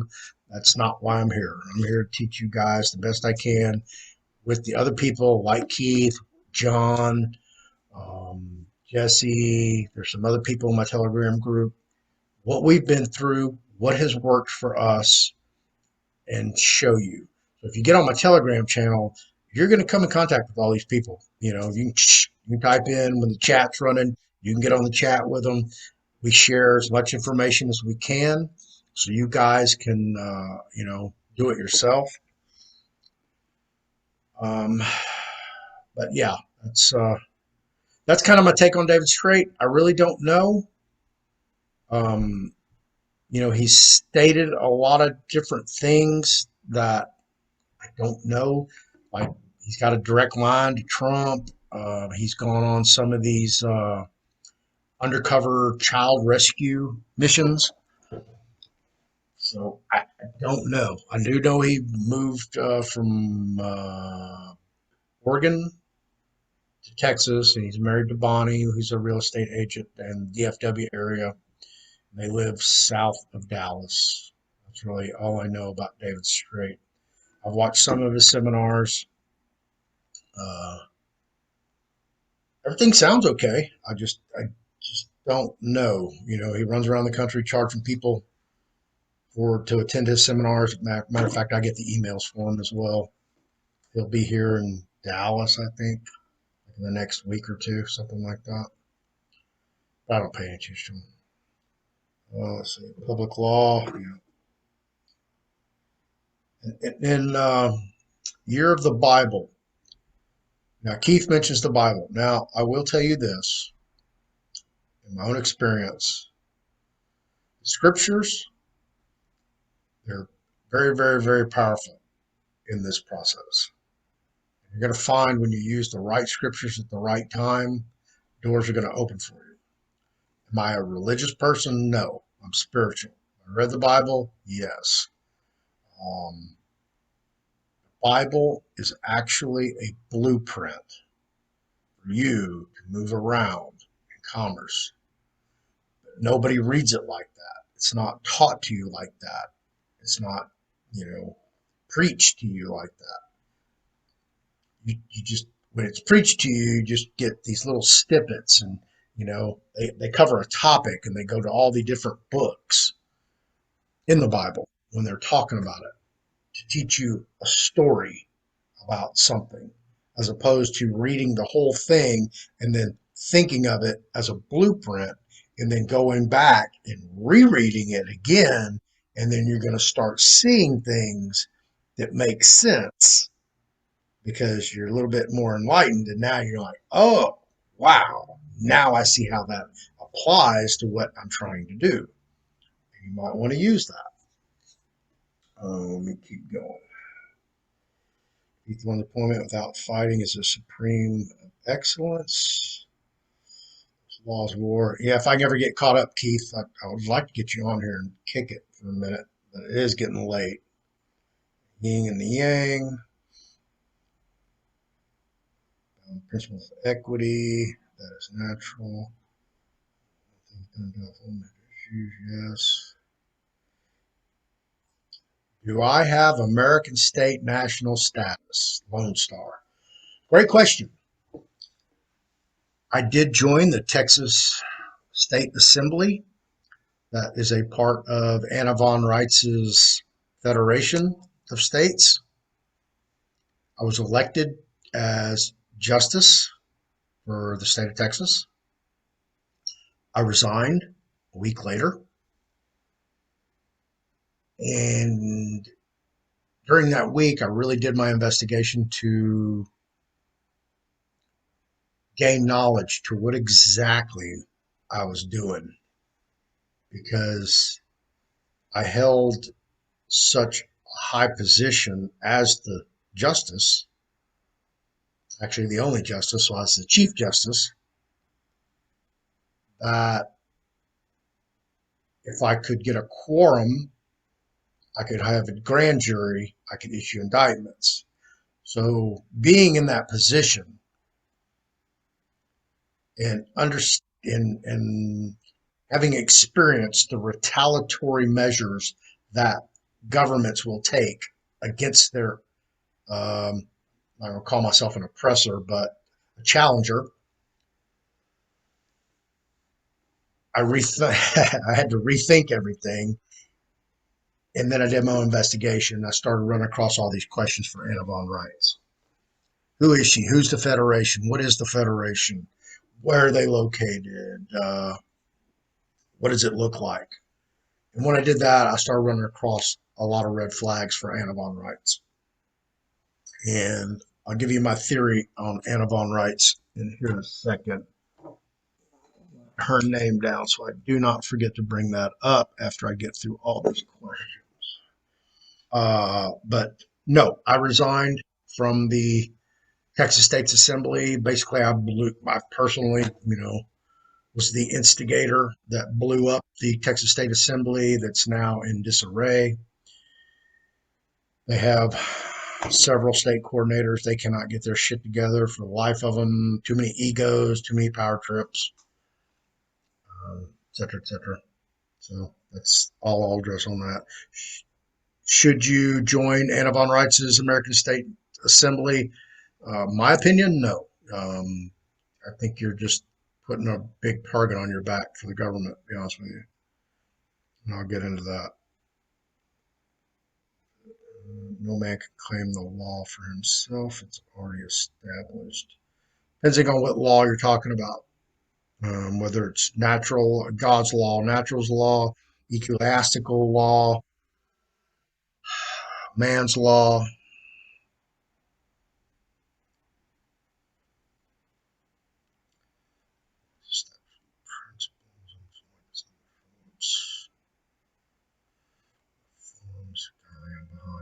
I'm trying, catching up. Skeletons, dummies.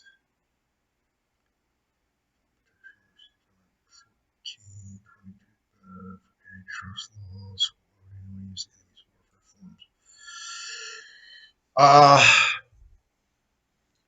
Okay, good question. Forms for dummies.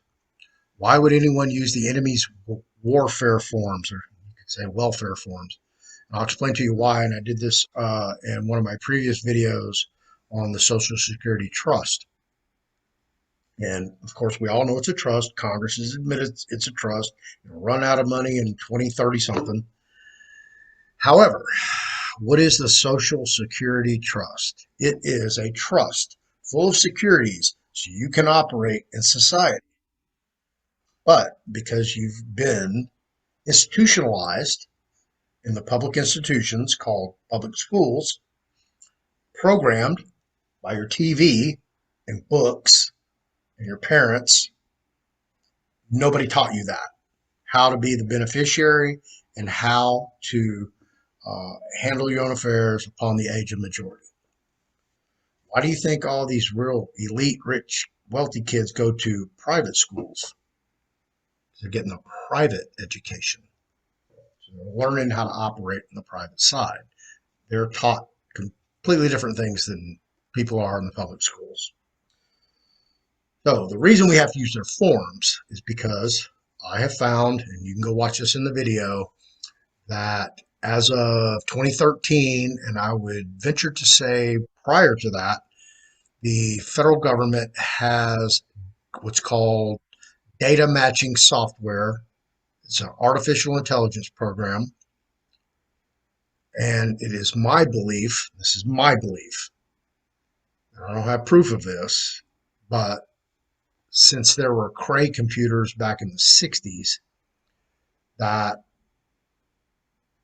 through the evolution of computation, by I would say the mid 80s, that the federal government or military industrial complex, one of them or both, had a quantum financial computer system and that they already had that software or something similar to it. And that's why we use OMB forms, Office of Management and Budget, because they're standardized forms.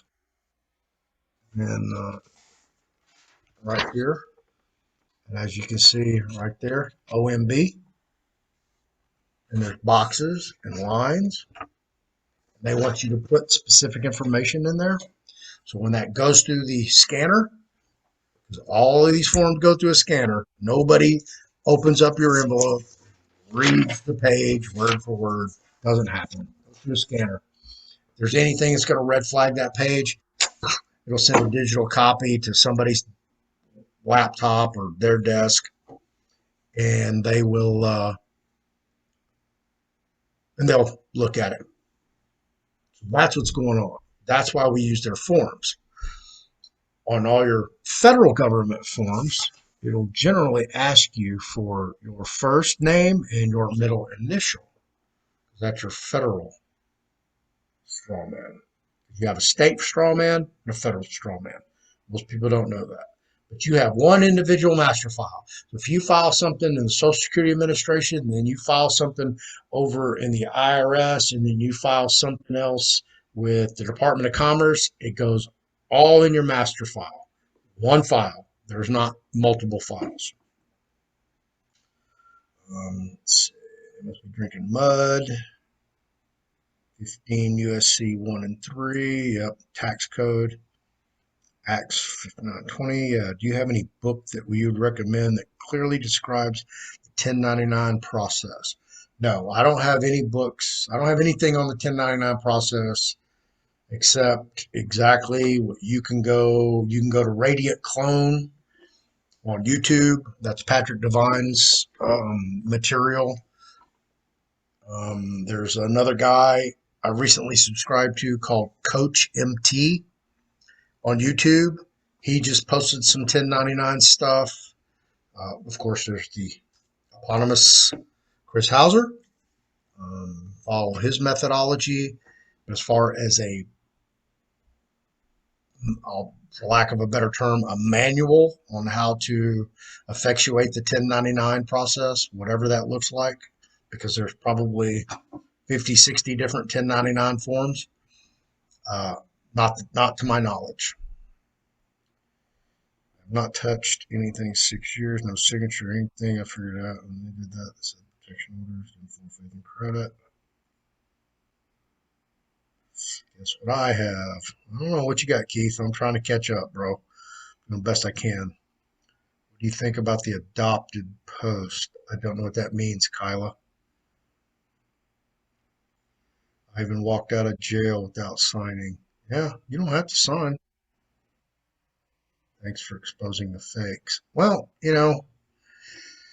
don't even know if they're fake. Thank you for that, but I don't even know if they're fakes. I do know, stay clear of Annabon rights. Anybody who gets on, well, maybe I'll put it to you this way. You go to her Facebook page and you look at all the material that she allegedly generates a day. Sometimes she'll put out 3 or 4 or 5 articles a day. They're so lengthy, so well written, so well researched that she would literally have to be psychotic in Alaska to generate that amount of material on such a prolific level. Because I've done it in prison, and that was without any distractions. No cell phone, no TV, no roommate, no girlfriend, nothing. I was just focused on law. So I had I didn't want to hear anything else. I didn't do anything else. All I did was legal work. So I can understand the mentality of that. But out here in the world, it's difficult to work 4 hours straight without, checking your Facebook, checking your Telegram, checking your email, getting a text, getting a phone call, having somebody, come to your house, whatever that looks like, or having to go somewhere, or having to go to work. So, yeah. Hauser swears by the process. I'm looking for proof it works. Yeah, he does, and I heard him say the other day on a video, and I don't watch his videos. The only reason I was watching that video is because Jesse sent it to me because Chris was talking about me without talking about me. You know, Thanks, Chris. I'm not going to mention his name. I'm not going on his show. Okay. Now you got everybody's curiosity who I am. They're going to go find me. So yeah. Chris can swear by anything. Uh, you know, I showed this earlier in one of my other videos.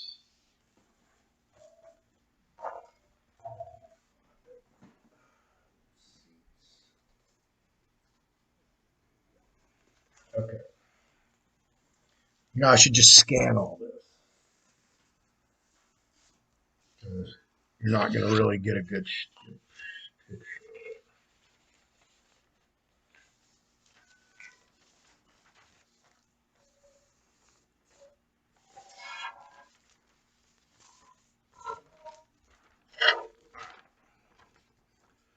Now, see this. This is a bill or a statement and a coupon from Exact Sciences Laboratory. Okay. And I got the dollar with the K, Federal Reserve. I've got a Susan B. Anthony coin. Or no, I'm sorry, that's a Sacagawea U.S. $1 coin, $1 stamp. Money order. Remit, par, pay, on site. $649. Okay. Over here, some more verbiage that says tender of payment is made for consideration in accordance with the laws stated below and herein. And those laws would be the Texas Business Commerce Code sections 3.601 through 3.604 and Uniform Commercial Code, same sections. Okay. So you saw that, right? $649, and that's called the lawful tender process. And I paid to learn that. So here's my certificate of service. Okay.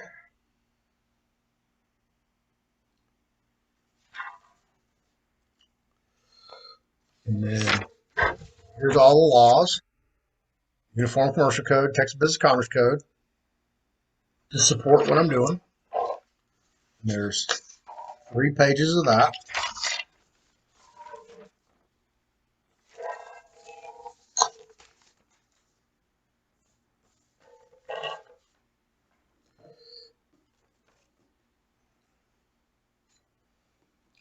Okay.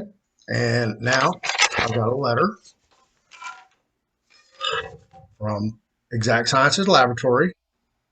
It says, "Dear valued customer, a review of your account has determined that you are owed a refund. This payment is in excess or is a duplicate payment for your account. Attached is a check for the amount of this overpayment. If you have any questions regarding this refund, please call this 800 number. Sincerely, Billing Support Center, Exact Sciences Laboratory, LLC." And you want to know what they sent me? A $2 check. Still have it. What do I need $2 for? But I kept this because out of the probably 100 to 200 lawful tenders that I actually did, one worked. Just one out of hundreds to everything: credit cards, mortgage payments, utility bills, insurance, you name it, I tried it. Hundreds. I mean, it's just stupid. I'd go to Wells Fargo and I'd buy $1,000 worth of coins. I'd go to I ordered them online, the $1 stamps, and I'd go to the Wells Fargo and get stacks of $100 or $1 bills. And then I'd go sort through them and I'd look for all the ones with it had to be a G or a H. And, the H is, of course, the private Federal Reserve in St. Louis. And then the G is, the public one, which is on the back of my prior Social Security card. Now I'm an H. That's a whole nother story. So anyway, I wanted to show you that, yeah, okay, I have a proof of success. I did it one time. And that's it. So if I wanted to, I could actually get on here and create another Telegram group and another YouTube channel and a website and blow that up and say, look, it worked. Here's my check. And, get everybody in the world to fall for it. And it wouldn't work.